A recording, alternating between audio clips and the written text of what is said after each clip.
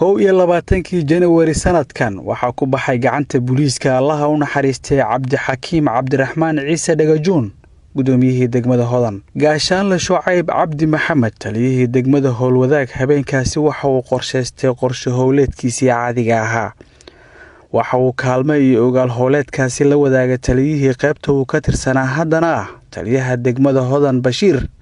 iyo taliyihii Waabari Mooshin booliiska Soomaaliya waxa uu dagaal kula jiray maleeshiyaad dirqi iyo farsamo ku soo galiyay magaalada Jaadka Kiya ka yimaado laakiin dawladda ay kaga maarantay kan Itoobiya taliyayaashii howlgalka kula jiray waxay ka hor sheegeen maxkamadda inaysan ogeyn howlgal u gaar ah Shucayb iyo cadaawad ka dhaxaysay isaga iyo gudoomiyihii degmada Hodan mid ka mid ah ilaaladii marxuum Dhagajuun waxa uu ka hor sheegay maxkamadda in xabadihii dhacay uu qayb ka ahaa sidaasna uu isaga xitaa ku dhaawacmay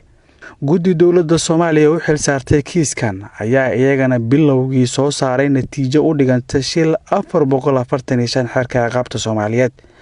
laakiin xeerlaaliyaha guud ee ciidamada qalabka sida ayaa sheegay in cabasho ka timid dhibanayaasha loo kordhiyay guddiga baarista taasi oo mar kale keentay inay soo saaraan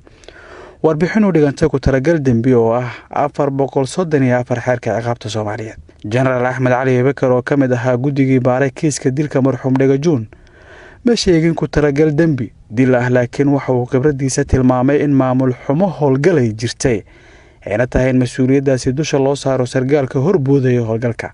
Cornel Cabdiraxmaan Axmed Caraale waxa uu u sheegay garsoorka in khibradiisa uu ku falanqeeyay isla natiijadii guddigii hore ay kaga dhigeen shil laakiin taxliiliskiisa dambe ay la noqotay ku talagal dambi Sheekh Xasan oo bilow ilaa dhamaad kamid ahaa guddiga waxa ay la tahay inaysan u muuqan wax ku talagal ah balse uu u arka baaristiisa in ay wax walba ku dhaceen kama qaranada u doodayeeday sanayaasha ayaan marnada firin dhiiga marxuumka oo ku baxay gacanta eedeysanayaasha waxa ay sadureen dooda xeer ilaalinta iyo guddigii baaray kiiska oo ay cadaadis gaar ah ku hayeen hay'ado kale oo aan marna kaalin ku lahayn dalada garsoorka sida ay bilow ilaa dhamaad ka sheegeen fadhiyadii dhacay 8 May iyo 24 Abriil sanadkan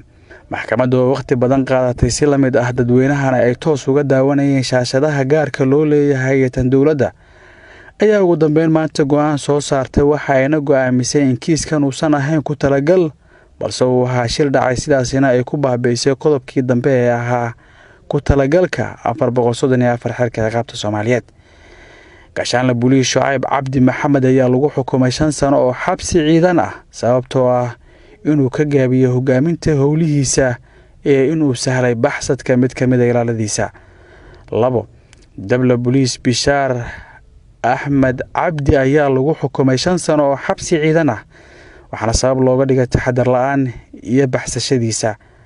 halka mid 2 sano oo xabsi ciidan ah lagu xukumay Jamaal Isxaaq Cali Diblaawi Ibrahim Yusuf Faarax Sibriya Afrax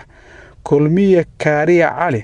sida aan ka helnay nuqul ee maxkamadda ciidamada la wadaagtay warbaahinta dhammaan eedeysanayaasha ay maxkamaddu saartay bixinta magta marxuumka diya muuqaalada diyaada iyo magdowsiinta Ibraahim Abukar Cusmaan iyo Liibaan Xasan Liibaan oo shilkaasi dhaawac ka soo gaaray